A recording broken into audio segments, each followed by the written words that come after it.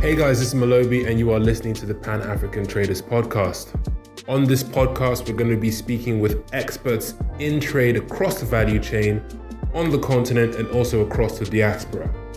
This podcast is also sponsored by Kadan Kadan. Kadan Kadan is a new groupage app that allows you to share space within a shipping container so that you can save costs when it comes to your logistics and transportation. Visit kadankadan.com to learn more or visit the Instagram page Kadan Kadan Official. Well, good evening, everyone. Good afternoon, good morning, wherever you are. This is Malobi from the Pan-African Traders Podcast. And today I have Agnes and Charles from Permaculture, Ghana.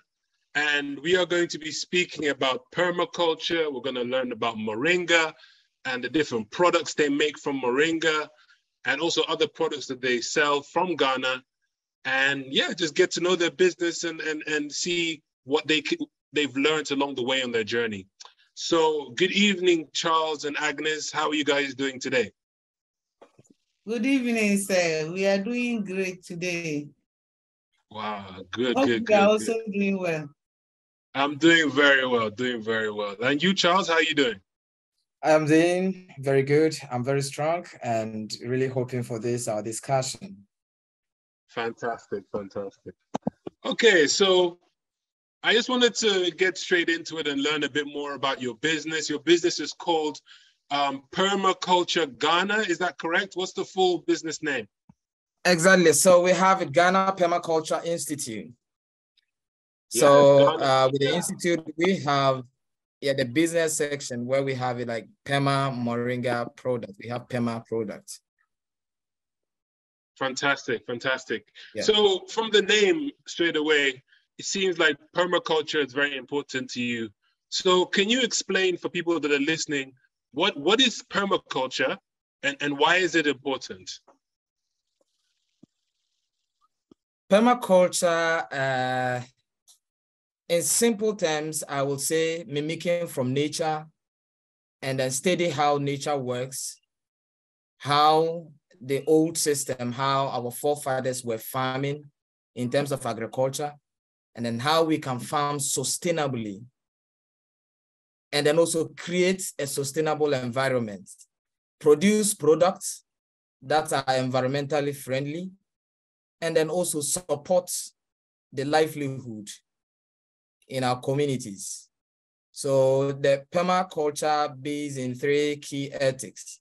That is, as anything that you do, you must care for the earth. That is, if you are doing if you are into agriculture products, producing or in agriculture, you need to care for the earth, that is farmed sustainably.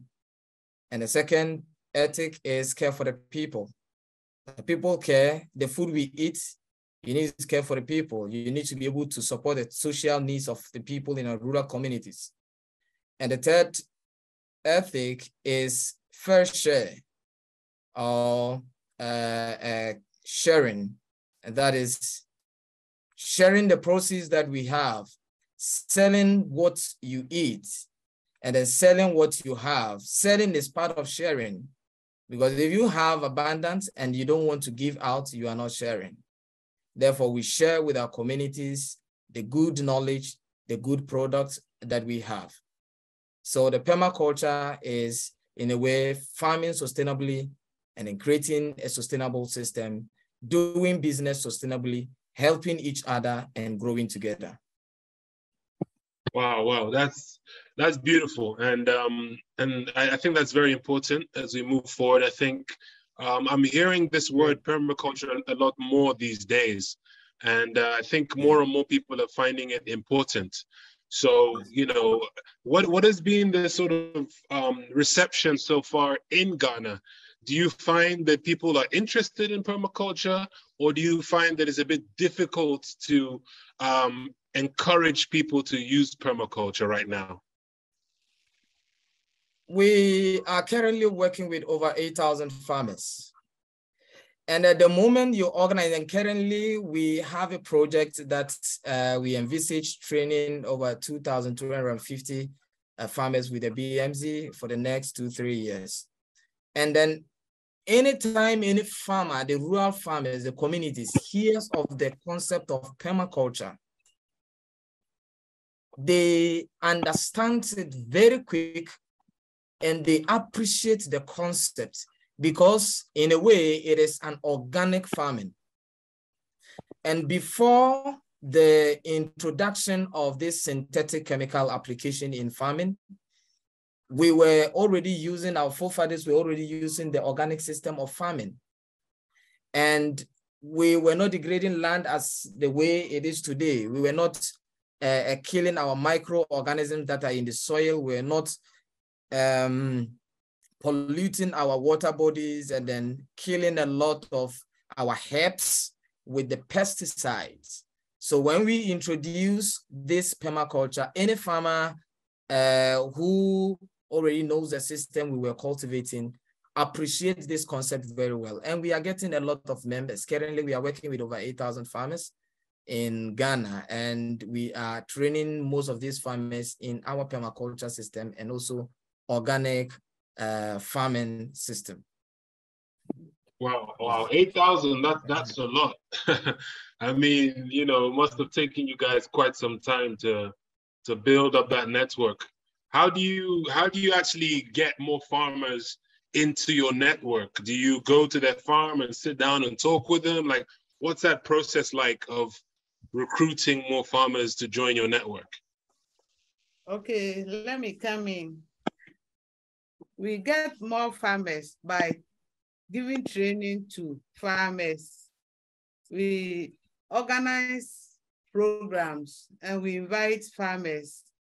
So when we train them, we always ask them to also go and train other farmers. So sometimes we visit the farmers and we have leaders. And the leaders also go and train other farmers. So if we need products, we buy from our leaders and we assign them to also go and buy from other farmers too. So this is how we get the farmers. Additionally, we also do a lot of community advocacy and sensitization about our system. We do local radio programs where we promote these permaculture farmers, where farmers interested also contact us. And then we do other TV programs, and we also share a lot of stuff on our Facebook, that is Ghana Permaculture Institute.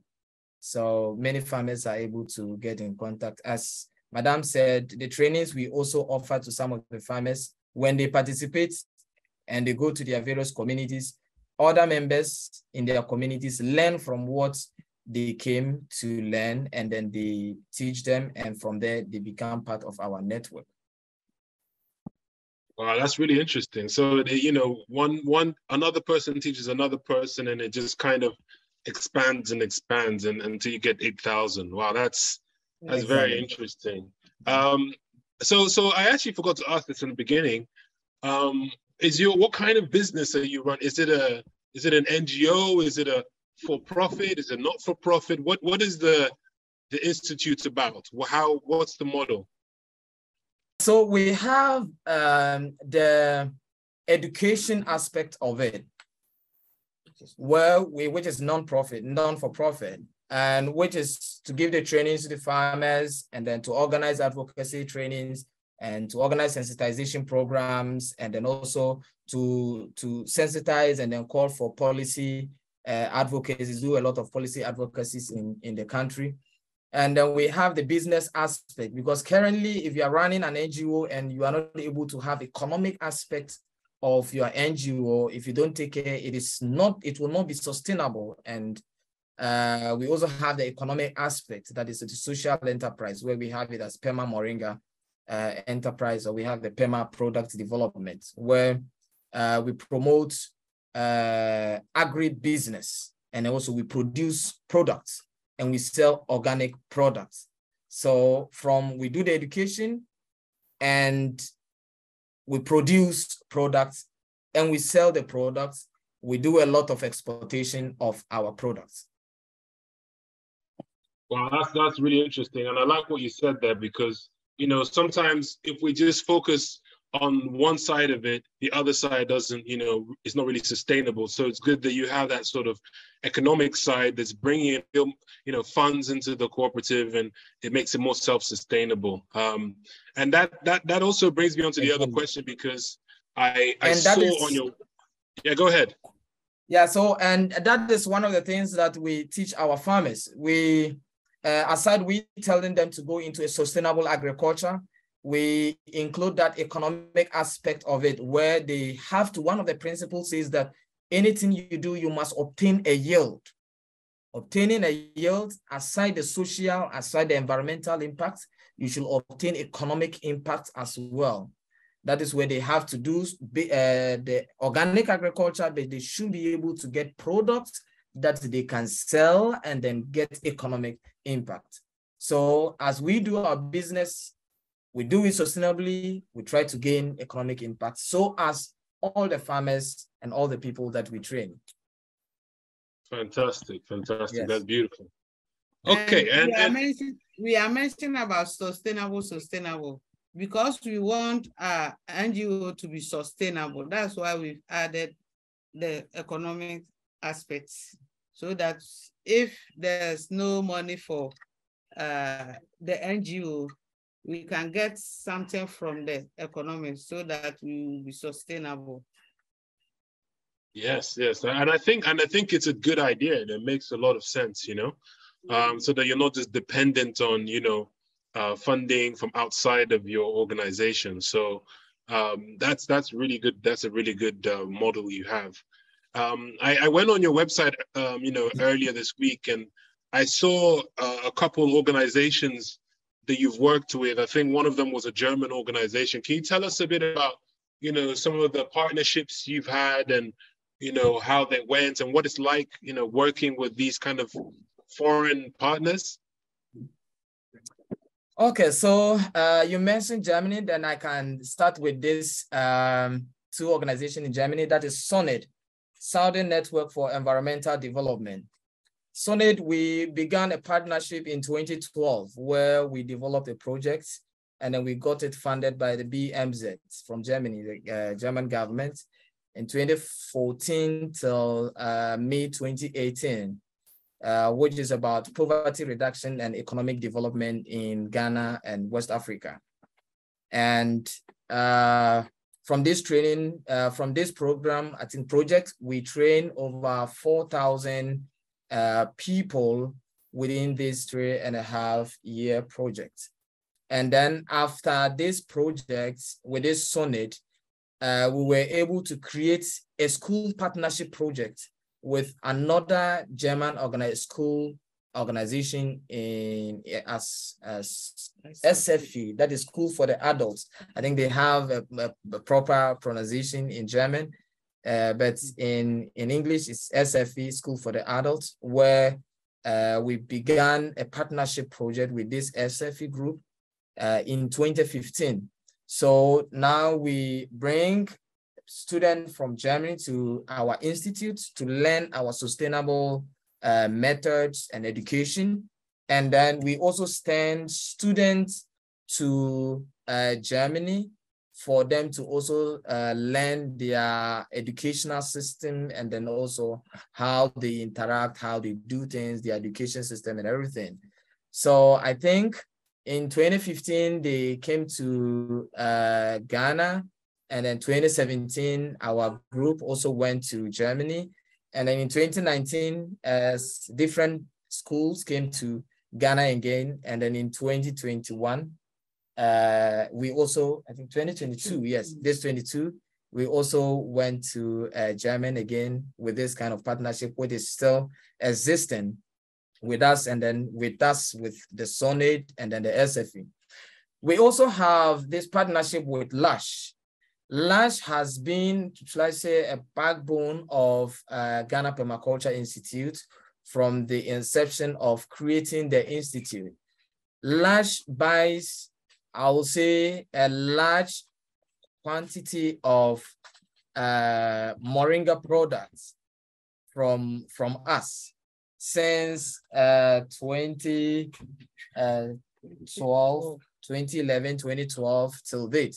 We have been supplying a lot of moringa oil and seeds to Lush. And Lush is a UK organization or company that produces cosmetics. And they also have charitable and environmental sustainable projects that they also do to support farmers. Through our engagement, we have had some few funding from Lush also to implement some tree planting and also some agricultural trainings for our farmers. We also had a partnership with a Global Eco-Village Network in UK, Scotland.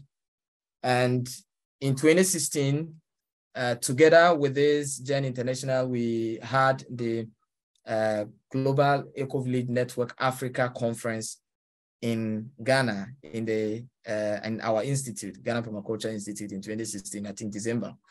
So these are some of the partners that we are working with. We have others that we work with them regarding honey, that is beekeeping, and then with other products as well.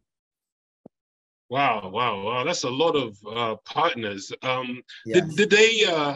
Did they tend to come to you, or did you find them, or was it like a mix? Like, say for example, Lush, you said they were with you from a very early stages. How did that relationship begin? Most of our partners that we're working with came to being as a result of our sustainable works and works that we do, where they saw us and then we started to collaborate and then find synergy to promote sustainable activities in Ghana and Africa. Lush came to met our late founder, Dr. Paul Yabua, when he was making a presentation, I think in Civil London, and through that they came to Ghana and then saw what we were doing, and from there we started a partnership with them, and then we began to promote more of moringa products. Global Eco-Village Network also the same. It was through a presentation and a recommendation where we did a presentation, and then they got to find out that we are really promoting sustainable agriculture and sustainable environmental activities and social activities in rural communities of Ghana. And we are really working with the real people in Ghana. Therefore, partnering with us will be working with the grassroots people in Ghana. So as well as the Sonnet also saw our activities, as well as the SFE, and then also all other partners. So most of the times they see our product maybe on Facebook, maybe from our website, and from there we start the engagement. That is how mostly we get the partners. Well, that's really interesting. That's really interesting. So that basically means that, you know, if you do practice sustainable agriculture and you're honest and transparent and you present these kind of projects to people, there are partners, international partners, that will come to you and will work with you. And oh wow, because, you know, people sometimes believe that, you know, it only happens to just, you know, the lucky people and this and that, but it's actually, you know, it's quite possible for it to happen to other people in the continent, right? It's not just for special people. I can say that with your hard work and your honesty, you can get to people. That is how permaculture leaders are, especially the founder. And we've also learned from him. So with hard work, with honesty, people can get you. You can work with people. Fantastic. That's very well said. That's very well said. It's very encouraging as well for other people that are looking to get into this type of business. So one final question on the permaculture aspect before we move into moringa specifically. Permaculture, it seems like it's a lot of work, you know, just looking from outside looking in. Someone might say, well, you know, if I do this permaculture thing, all my products will be very expensive and no one's going to buy my product. So what do you say to that if someone says that to you? I will say that all the products that we use now, it based on how others has been able to cultivate, and then the message, the importance of the products. It will not be difficult for buying, or it will not be expensive of buying permaculture products. Why? Because if you buy the less costly products, and then at the end of the day, which are poison, at the end of the day, you use money to go and then send yourself to hospital to check yourself, to get medications and all those things. The cost you will incur in eating inorganic food and then synthetic food will be higher than the cost you will pay to eat good food. There's a saying that you can either eat your food as a medicine or you eat medicine as your food. So these are the two ways I see with a permaculture product. Permaculture products are not expensive. We do sustainable farming. We do it in organic way. And with organic way, you are safe. You have a good health. You have a good product. And you are safe from sickness and all those things. And I will say others moving into organic agriculture that doesn't know how to do it, see it to be more costly in the process. But the thing is, if you know it well, it doesn't cost too much. Because I remember not just last week, I was with some farmers and they gave us a call that currently the price of fertilizers and pesticides are really raising so high that most of their farmers, they are working with over 2,000 farmers, and most of these farmers has reduced their size of land in conservation by I think 30% or 40% in the minor season of this year because they can't afford the fertilizer.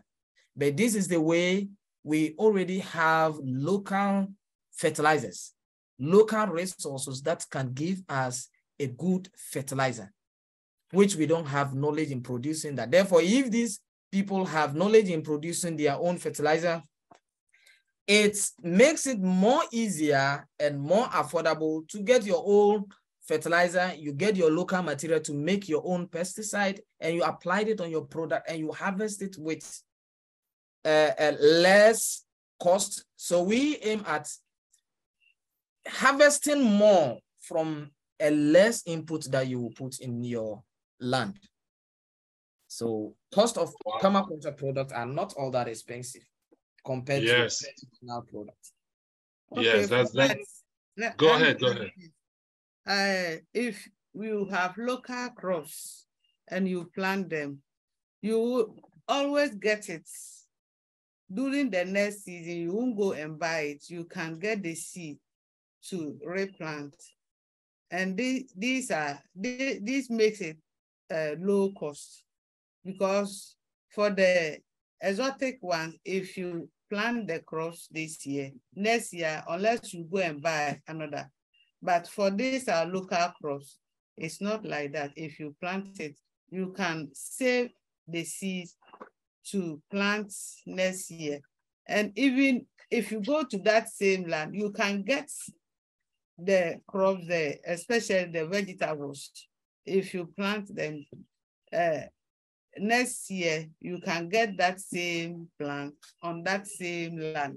So this makes it easy to work on organic farming or permaculture farming. So it's very lively and interesting when you are doing this type of farming. Yes, it does sound very, very interesting, and I like a lot of what you're both saying. You know, in the long run, it's cheaper. You know, it's, you know, like Charles said, you know, you don't have to pay for that medication to treat yourself. You have to take that into account, and then also, as Agnes is saying here, that, you know, you can reuse, you can get the seeds, and the seeds is free, it's from God. So You don't have to worry about going to someone else to go buy the seeds again and again. So that's a very good feedback. So very quickly, we'll just move on to more specifically moringa. Now, you know, we've talked about permaculture. We understand what it is, why it's important. But moringa is one of your main products. And over the past few years, let's say, actually more than a few years, let's say 5 years or so, moringa has been getting really popular. Everyone's talking about it. You know, moringa, superfood, it does this and that. So can you explain to us in very simple terms, why is moringa so popular? What is so great about moringa? Can you explain it to us? Okay. So the reason moringa is becoming popular is others will say it is the storehouse of all vitamins. When you take 100 grams or maybe a teaspoon of moringa, it contains vitamin A that you will get from carrots. That same moringa contains vitamin C from orange. That same moringa contains potassium that is in banana.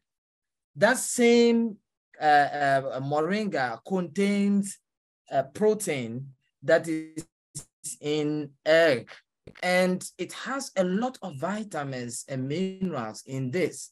Therefore, eating moringa is just like taking orange to get your vitamin C, to taking vitamin A, maybe your carrot, taking banana, taking egg, taking your milk.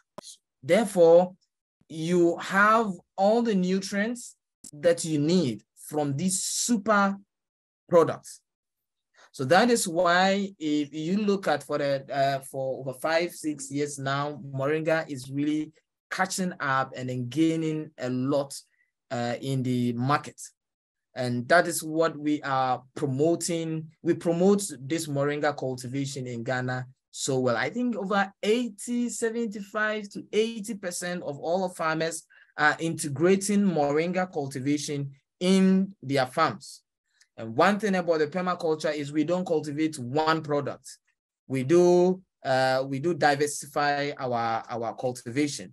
Therefore, we have different species of plants in the same land, but moringa is one of the economic crops that we encourage most of farmers to cultivate. So moringa is a storehouse of vitamins and minerals and medicinal products as well. Okay. And are there any like specific problems or situations that people use moringa? Let's say, for example, if someone has a cold or has an infection, what's the most popular use case for moringa? Is there one, or do people just take it every day to, you know, boost their immune system? What specific use case is the most popular in your opinion? Okay, people that have hypertension, high blood pressure, if you eat it, it reduces the pressure. And also those who have diabetes, it also reduces the sugar. And it gives, especially the babies, if you eat it, they become strong. Especially those with kwashiorkor people, the moringa powder is good for them. And also to add to the health benefit of this, in our institute, we are able to process the moringa leaves into powder where people eat it as a food supplement. And you add to your food that you eat. And another part is we use this moringa as a cosmetics product that we produce moringa soap, which in fact kills and cleanses rashes. If someone have rashes and you apply the moringa soaps or the moringa products, everything goes. We have the shampoo, moringa shampoo, That also takes away all the dandruff that is in the hair. And then we have all other body skin diseases. If you have those kind of skin diseases, it is easier for the moringa cosmetics, the soap, the cream, the ointment, the shower gel, the shampoo, the liquid soap, to cure these kind of diseases, mostly really skin-related diseases.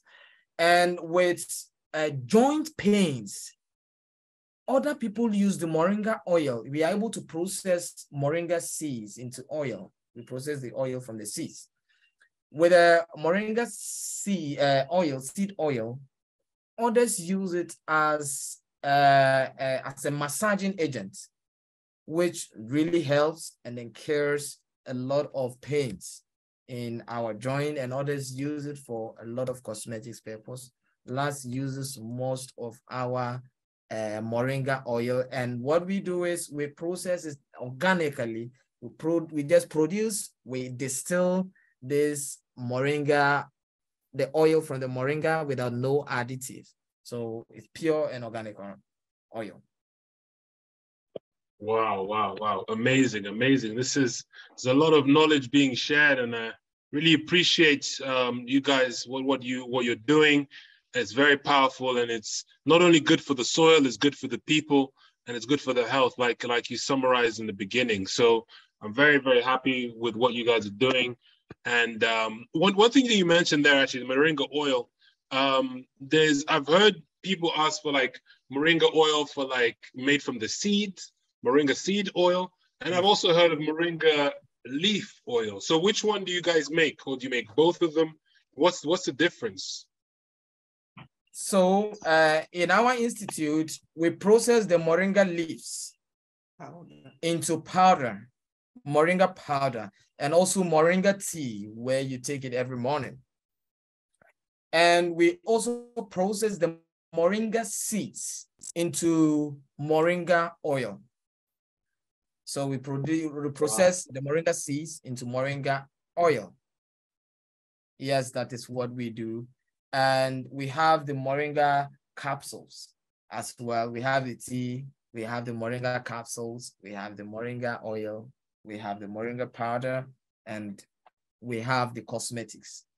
So that is what we produce at our institute. And we train people on this, and we export a lot of our products to Japan, to UK, US, Germany, and yes, other part of the world.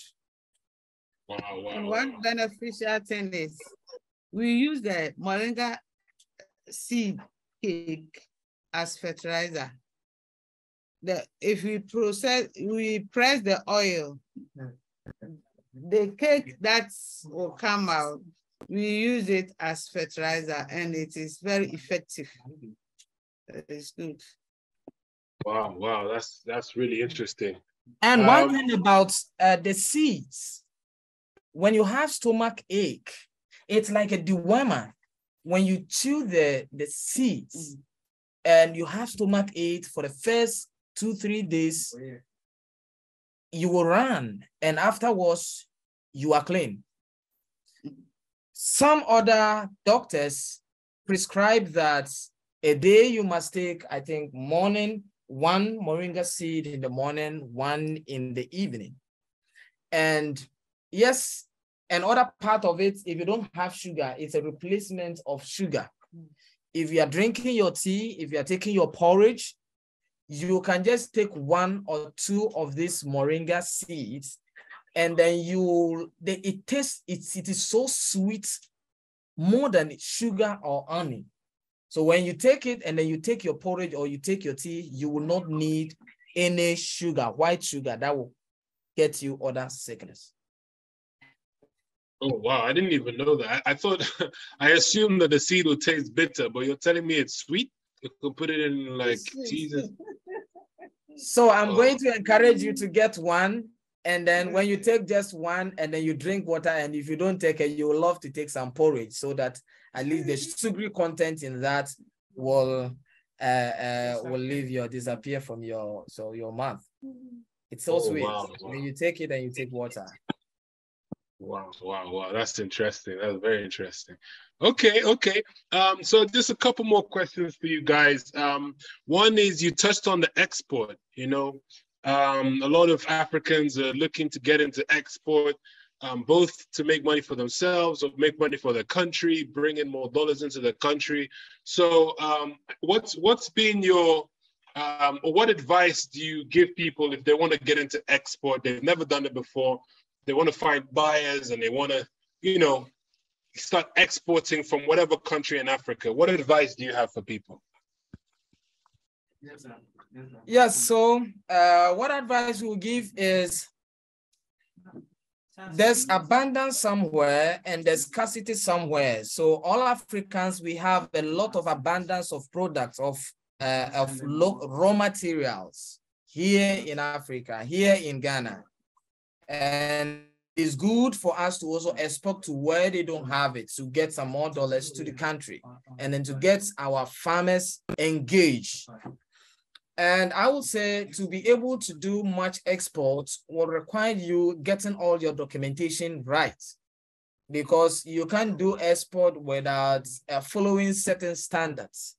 And then to even do the exports, I talked of standards, you will have to follow certain standard, international standard, in terms of the customer that you get. For us, we produce products organically. Therefore, you will need an organic certification certificate from maybe a body like EcoSet. And when you get that EcoSet certificate, it requires you that you can sell your products in all the other European countries, European Union countries. So you need this kind of certification to be able to sell most of your organic products in other parts of the world. And then fair trade certificate is also one of the certificates you might require, which is not much, but when you get the EcoSet certificate, it can really do very well from the beginning. And then you must register with your local or national institutions. That is, you must have the exports and imports registration renewed every year. If you don't have it, you have to register with your local or national institutions, and then you have to renew it every year. And then you will also have to keep a good profile of yourself, because if you are producing moringa oil, produce only moringa oil. Don't add any other oil to make it more. It is better to eat sustainably than to eat just once. If you try to eat everything today, tomorrow will come. What if tomorrow you don't die and you are still alive? You will go hunger. Therefore, it is good you eat piece for the rest of your life than to eat all your food in one day. Most of the times, other people try because they want to please their customers, and their inability to meet the demand within the set time makes them add certain things to make their products more to their customers. And this is where it doesn't build a good profile for organization that will do this. So if you're really doing it, you care for the people, you care for the earth, you do fair share, or you share what you have. Therefore, caring for the people, you don't have to add other things, because if you say you are producing moringa oil, it should be moringa oil. Coconut oil, it should be coconut oil, and other part, all other products should be pure products, but not additive product. With that, we can do a sustainable export and import of products, and then we can also have more projects, and our project or businesses can sustain in Africa. Yes. Thank you so much for that. You know, a lot of good advice in there, because especially the last one you mentioned, you know, it's better to have something sustainable. So don't, you know, add unnecessary additives. And also, I think that a lot of people, at least from my experience, when they say they want to get into export, they just pick everything. They want to do all the different products at the same time, when a lot of the time it's good to understand one or two products very well, and, you know, export that, rather than trying to, you know, just take every opportunity that's in front of you. So I really appreciate your feedback. I'm sure a lot of people would learn from what you guys have shared today. One last question before we ask you guys to share your maybe website or Instagram or anywhere they can reach you, they want to buy from you. But before that, the quick question is, what are some of the maybe challenges or opportunities that you see that people can partner with you and help to fill out a particular gap? I don't know, it could be anything. It could be from logistics to aggregation. What are there any places where you say, maybe permaculture or Ghana Permaculture Institute might not want to get into that, but if another company came in and did that, hello, we could, go ahead. Some of our challenges are the machines we use for processing,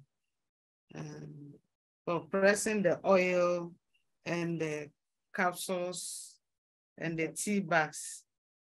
And another challenge is also the marketing.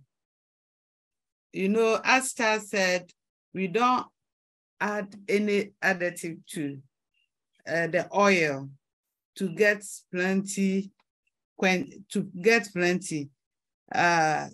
We don't get the yield we get is scanty. So it's a challenge. It makes our thing costly, because if I use moringa 10 kilos of moringa seed before I get 1 liter, if somebody also adds something to it, you can get about 3 liters or 4 liters. So it makes ours become costly. So the marketing is also a challenge. Thank you. Okay, maybe to also add to the question of opportunities and challenges, we aim at, in fact, supporting our farmers. And one of the things we can do to help is what Madam just said, creating a market is what we are looking at. How other people can come together in partnership with us to produce and promote locally made products from our permaculture system.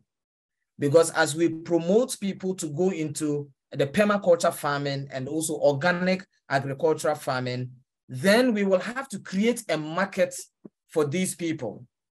Therefore, we will need a partnership from all over the world to come, and then we all support these farmers. They produce this quality product. We must get a market for them. And then from the market, they can get some economic benefit from what they are doing. And to be able to do, we also aim at increasing our production capacity. Therefore, if the farmers produce a lot and we don't have the necessary machinery and equipment to process them into what we process them into now, we will have a pile of materials stocked to be processing. Therefore, we also aim at increasing our production capacity by extending our agribusiness center so that we'll be able to produce a higher and a more quantity and quality products to the markets. I think so far, doing business with us is really fairly. What we encourage people is fair trade. It should be fair. We shouldn't cheat each other. We should do things sustainably. It's better we do things, we sustainably, we have a partnership that is sustainable than to have a partnership that is just 2 days, 3 days partnership, and then that is all, it is gone. We really want to support people. Therefore, people who also have the vision and the aim of coming for us to all support each other to build a better Ghana, a better Africa, and then support the rural communities in producing higher quality products. We are willing to partner with those people. Wow, thank you so much for that. That's been very insightful. I hope from this podcast, we'll share it online, and maybe you can get more partners and investors and other people that can find more markets for your products. So Thank you so much for joining me on this podcast. Before we wrap up, I'd like for you to share maybe your website or Instagram or any way that people can contact you and reach out to you if they're interested in buying your organically certified permaculture, moringa, and other products. How can people find you? Yeah, so we have a website like www.permacultureinstitute.org. And also we have the Facebook to be Ghana Permaculture Institute and Instagram Ghana Permaculture Institute. When you contact us from all these places, you'll be able to get in contact with us so that we can begin some business engagements. And it's not only the moringa, we have coconut oil, baobab oil, we have a mushroom product, we have the dried mushroom, we have the fresh mushrooms, and we have honey, organic perma moringa honey. We have a perma moringa honey because we have set our beehives closer to our moringa farms. Therefore, when you harvest the honey, you see the greenish, the honey doesn't look like the ones in the market. You see the greenish substance, that moringa, and then when you taste it, the honey tastes a bit of moringa. So we have it to be perma moringa, organic perma moringa honey that we also sell, which is more nutritious than the other ones in the market. And we are hoping to promote more sustainable products in our institute. So we are open for collaboration and discussion further. So yes, that is how maybe. Thank you so much. And yes, please do reach out to them. Their products are organic certified. So, you know, a lot of people think, you know, just by calling stuff organic, it means it's organic. No, you know, you have to go through a rigorous process to get that certification. So please reach out to the Ghana Permaculture Institute, buy their products, and promote permaculture in Africa. This has been the Pan-African Traders Podcast. Thank you, everyone, for listening. And thank you, Charles. Thank you, Agnes, for a great session. And have a nice evening. Thank you very much. Thank you, Malabi. Thank you very much for listening to this episode. We hope you enjoyed it and took away as much information as possible. Our second sponsor for this episode is Afriverse. Afriverse is an e-learning marketplace for those in the diaspora and on the continent to share knowledge between each other.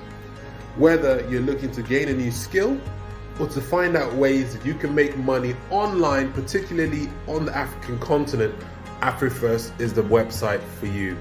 Visit afriverse.co, that's afriverse.co to learn more. Right now, we are running a 10% promo off the How to Export from Nigeria course.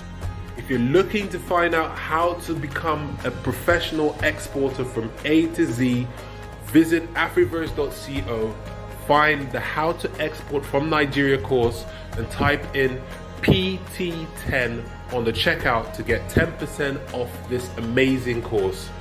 Please visit afriverse.co or check out our Instagram at afriverse.co to learn more.